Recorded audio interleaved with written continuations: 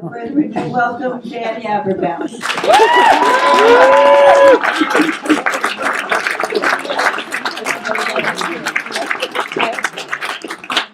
And as many of you know, I'm coming here from the South. Takes me to my next subject, which is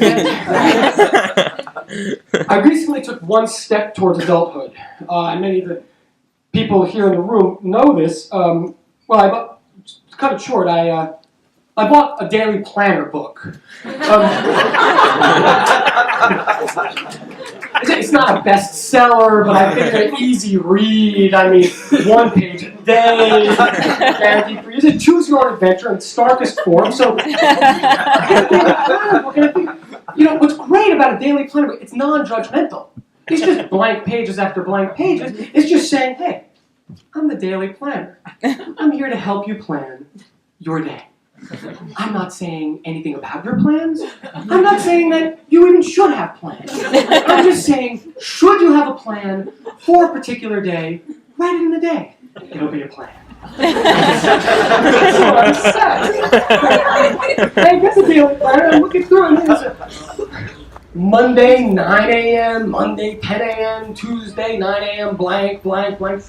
Then I notice, judgmental, no, after each blank, there's this little box where you're supposed to put a check in the box if you actually did your plan. So now it's like an issue whether I actually do what I say I'm going to do. I didn't ask for anything for daily planner, scorecard included. And then there's another section. I don't say, it's just about notes. Notes in the daily planner, quite reasonable. But after that, there's memos.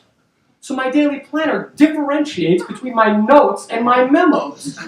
Well, my internal dialogue is not that sophisticated. I'm not polylingual to myself. I mean, what's the difference between my notes and my memos? I figure notes maybe are like personal communiques, the letters of John Keats or something. I've been feeling lately that I should drop off the dry cleaning.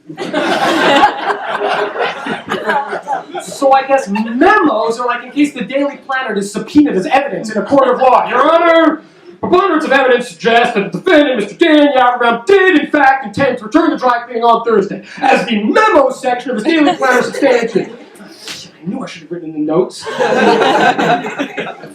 Let's just look at the facts. First of all, at any given moment, whoever has the advantage in the political argument right now thinks that it's a game of football. And whoever doesn't have the advantage thinks it's a game of tennis. What do I mean? Glad you asked. I mean that in football, there's a clock, right? And no one wins a game of football until the clock runs out. And the score doesn't matter until the clock runs out. And when the clock runs out, the game is over, and whatever the score is, the score is. Whereas in tennis, there's no clock. Yeah! How tall was it? Right, there's no clock. The game is over when a certain person has scored a certain number of points and won a certain number of sets or battles or court decisions or whatever. And so here in this situation, right, check out the Republicans. In general, the Republicans thus far have been whining December 12th, January 8th, football, football, football. And then yesterday, when a point or a set is scored for Gore, what do they say? Screw December 8th, let's appeal, let's appeal, let's appeal. Right? So tennis, football, depends who's winning. Let's assume it's tennis for the moment. Assume it's tennis. How does the game end here, seriously, in the presidential situation? Well, assume that we go through the whole court system. Are there any questions so far, by the way? Goes through the court system. Assume for the sake of argument that Gore wins every appeal, just let's say.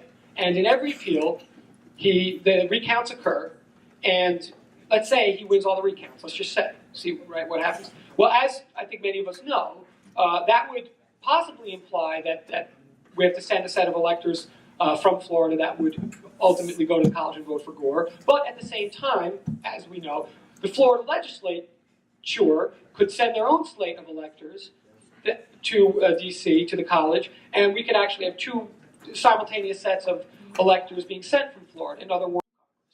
So it goes to the new House, which is newly slightly Republican. Then it goes to the new Senate. The new Senate, in which Lieberman is a senator, as of this moment, is exactly 50-50. So then it goes to the old vice president to break the tie, because we haven't determined the executive branch yet. So the old vice president breaks the tie in the new Senate, casts a vote for himself, and produces deadlock between the House and the Senate. That's if we've exhausted the court and gone to the Congress. What happens then? Glad you asked. Then it has to go back to the court to decide on an interpretation of the 12th Amendment, which leaves it, in some people's minds, ambiguous as to whether the electors that decide the election, the majority of electors that decide the election, means majority of the ones that we're sending or the majority of the ones that exist. A very important distinction. Because the majority of the ones that exist would include Florida, and then we've got a problem. And they have to still work it out. But if it's the majority of the ones we send, we can just like punt on Florida and give it to Gore. Now that 12th Amendment that then gets decided in the court, if you're looking for closure, which we all are, that 12th Amendment was ratified in 1877. This is not a joke. 1877, I believe, I mean, this part is the joke coming up right now. Okay. 1877, as far as I know. What?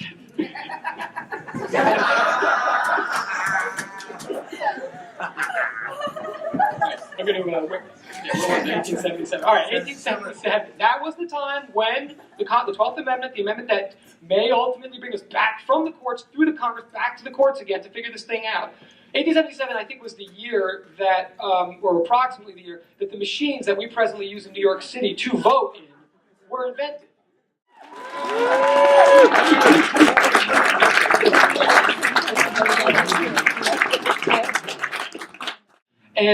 And the machines, when you walk in, I think partly because they're machines, but partly because they're so old, they really make you feel like what you're doing when you pull the lever is official and real, right? I mean, you don't have any ambiguity in your mind. You pull that, and many of us have done this, you pull the switch, pull the lever, and you might think, I don't know if who I want to be president will be president, but you definitely think that somebody somewhere knows who you want to be president. You kind of feel like it's just getting beamed into like the Lord of Election office right away, right? Then you walk out of the machine thinking that you just voted and your vote just somehow got counted, and maybe this is great because I don't even know why that's funny. Okay, good.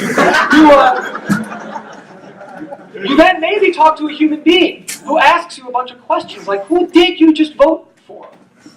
And that conversation goes on a little while, and it's all very casual and everything, and you realize, oh, hey, no problem, I'm talking about who I did just vote for. This is an exit poll. I did vote, now I'm just discussing my vote. Right? Implication being that was the real thing, and this is the description, the approximation.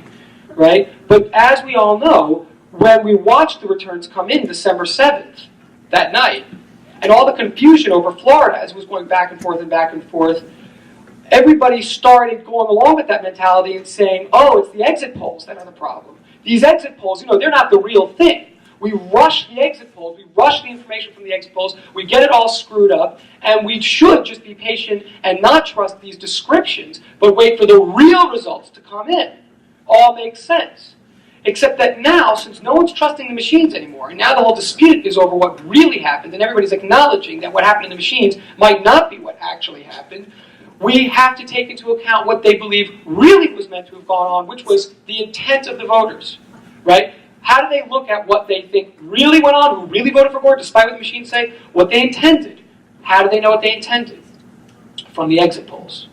So I think the whole problem can just be solved very easily by just a shift in nomenclature. All you got to do is admit that next time you go into a voting poll, when you walk into the machine and pull the lever, you are participating in the entrance poll. And when you talk to the person outside, you're recording your vote. End of story.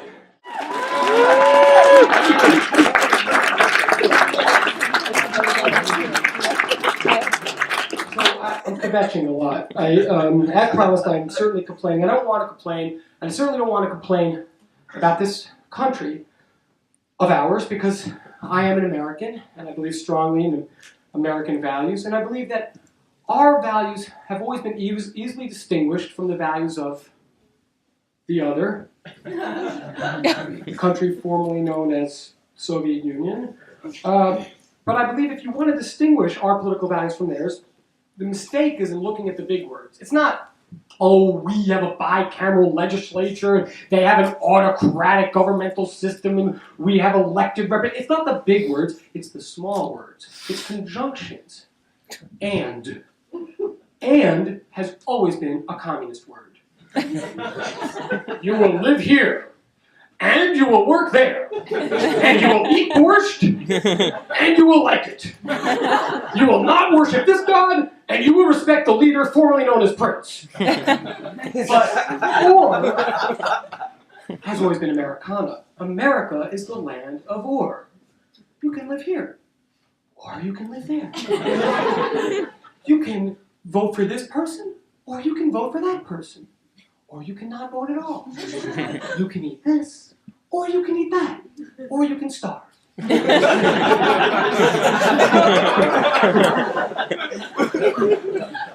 But if there is one place in a democracy where I do not want to see the word or, if there's one agency in a democracy that I do not want to provide the word or, it's the FDA, the Food and Drug Administration. This organization has no business with or. And yet, I sit down to a breakfast, cereal, Wheaties, I've got Americana on the front, I've got Bruce Jenner scoring a record, and on the back, I have may contain one or more of the following. Colon.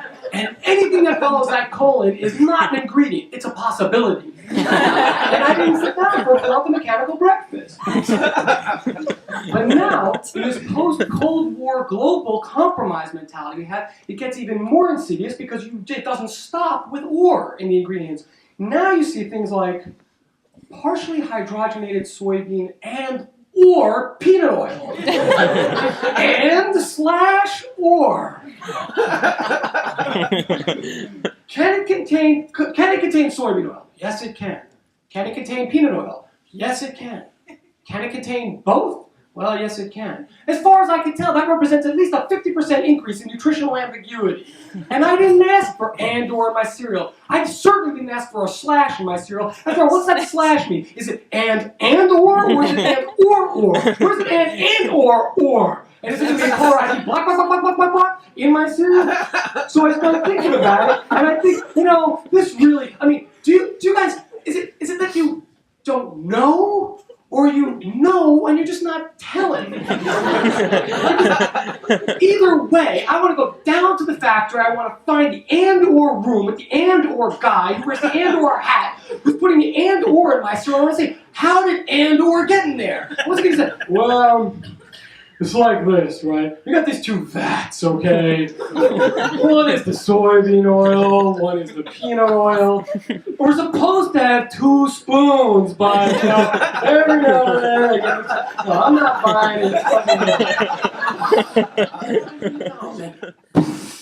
There's like a 5-dimensional laminated polychromatic poster, nutrition facts in boldface. And you figure, you're standing online, you see that poster, if you don't have time to read it, you've got to go away assuming it's all good. But not me, I go up and I say, all right, what's up with the nutrition facts? And I'm looking, and sure enough, of course, there's sodium, 5,000% United States recommended.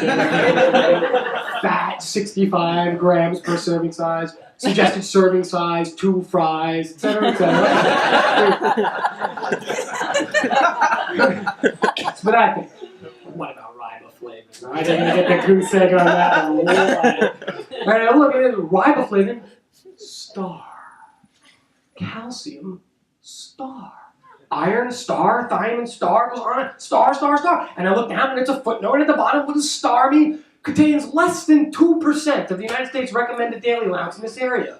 For that, they get a star. How did they cut that deal? What did they get for less than 1%? A Hello Kitty puppy sticker? I did the calculation. As far as I'm concerned, less than 2% means 1 and or 0%. Not 1 star.